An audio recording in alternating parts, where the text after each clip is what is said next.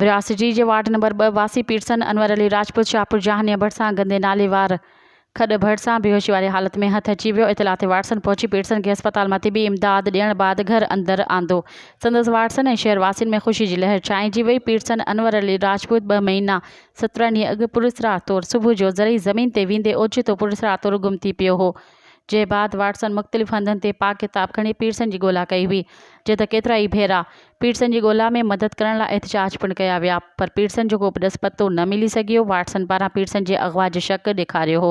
गुज़िर राति ओचितो वाटसन खे इतला मिलियो त पीरसन अनवर अली राजपूत शाहपुर जहानिया भरिसां गंदे नाले जी खड भरिसां बेहोशी वारी हालत में पियल आहे, जिते वाटसन पहुची पीरसन खे खणाए मक़ामी अस्पताल में तिबी इमदाद ॾियारे। पीरसन अनवर राजपूत जे जिस्म हथ ऐं पेरनि ते तशद्दुद जा निशान आहिनि, जहिड़े त पीरसन ॻाल्हाइण खां लाचार बणियल आहे। ॿिए पासे वाटसन ऐं शहरियुनि में ख़ुशीअ जी लहर छाइयल आहे, जहिड़े त पीरसन जे पैसनि एवज़ बाज़ियाबी जा अफ़वाह फैलियल आहिनि।